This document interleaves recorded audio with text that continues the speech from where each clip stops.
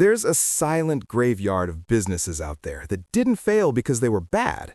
They didn't fail because the market changed or because a competitor crushed them. They failed because they were too good at being small. I call it the year 3 wall. It's that precise moment in a company's life where the raw grit, the late nights, and the sheer force of the founder's will stop being the fuel and start becoming the poison.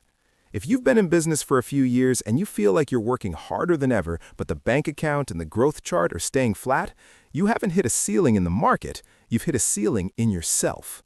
Most founders spend year 1 just trying to survive. Year 2 is about proving the concept, but by year 3, the hustle that got you here is the very thing keeping you from getting there. Today, I want to pull back the curtain on why this happens to 90% of small businesses, and more importantly, how the 10% who break through actually do it. The first reason most businesses stall at year 3 is what I call the competence trap. In the beginning, you have to be the best at everything. You're the salesperson, the technician, the janitor, and the accountant. And because it's your baby, you do those things with a level of passion no one else can match. You're the custom furniture maker who personally sands every table until it's perfect. You're the digital marketer who writes every line of copy because nobody knows the voice like I do. Here's the brutal truth. Being the best at the work of your business is exactly what will kill your business.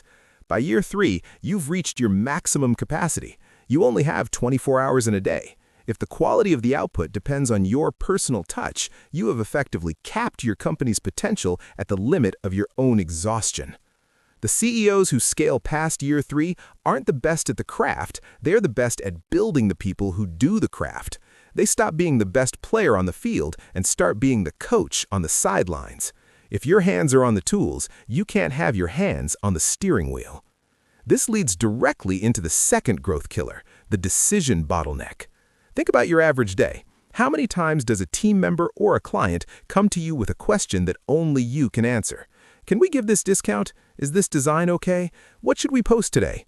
Every time you answer one of those questions, you feel a little surge of ego.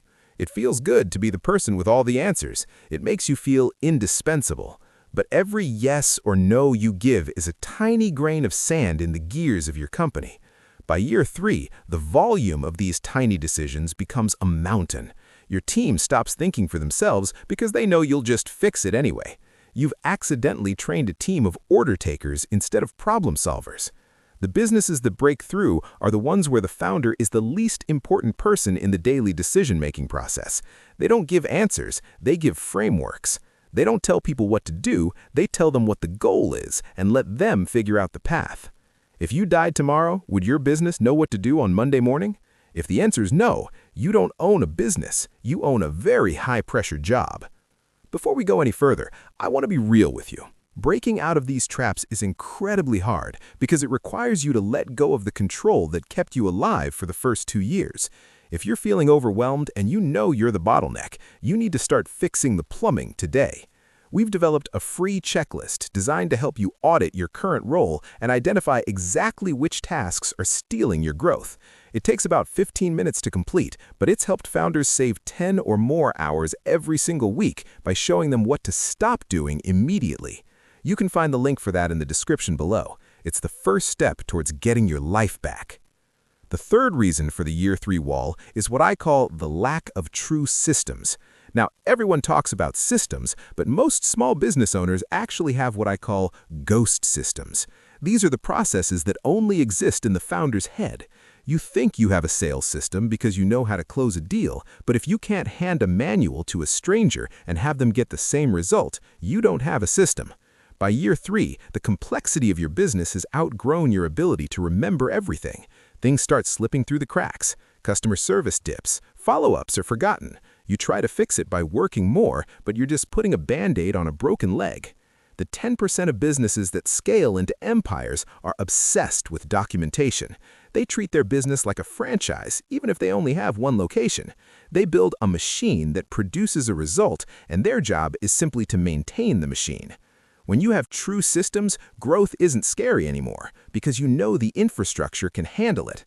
Without them, every new customer is just another weight on your back until you eventually snap.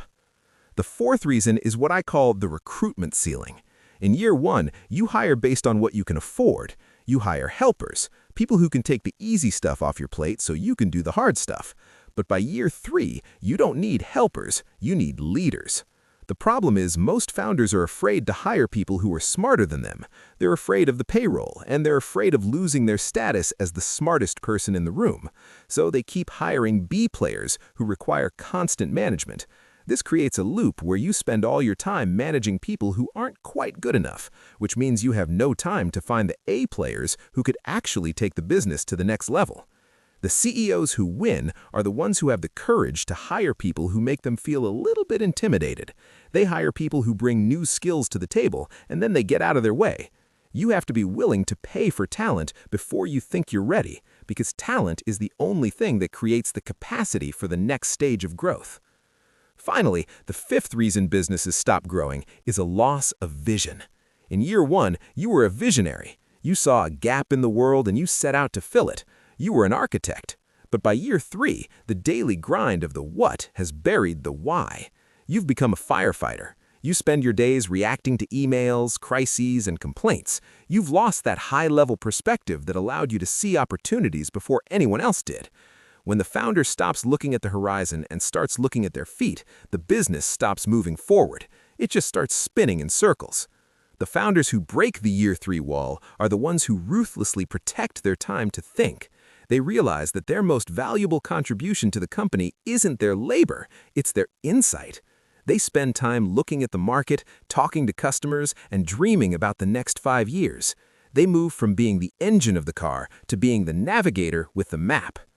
Breaking through that year 3 wall isn't about working harder. You've already proven you can work hard. It's about working differently. It's about the terrifying, exhilarating transition from being a solopreneur with a team to being a CEO with an organization. It's about realizing that the version of you that started this business is not the version of you that is required to lead it to the next level. You have to be willing to eliminate your old self, the one who needs to be the hero, the one who needs to have all the answers, to let the leader in you finally take the lead. It's a choice you have to make every single morning. Do you want to be right, or do you want to be big? Do you want to be busy, or do you want to be free? The truth is, most people stay stuck because they don't have a map for this transition. They're trying to build a skyscraper using the same tools they use to build a shed. If you're tired of the plateau and you're ready for the complete self-running business system, we've built something for you. We've created what we genuinely believe is the best business course on the market for founders who are ready to scale. We don't just give you more hacks, we show you the exact step-by-step framework we use to build businesses that can run entirely without us. It's about moving from chaos to clarity.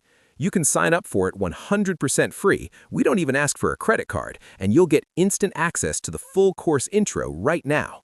The link is in the description and in the very next video you see. Stop being the fuel for your business and start being the architect of it. And I'll see you in the next one.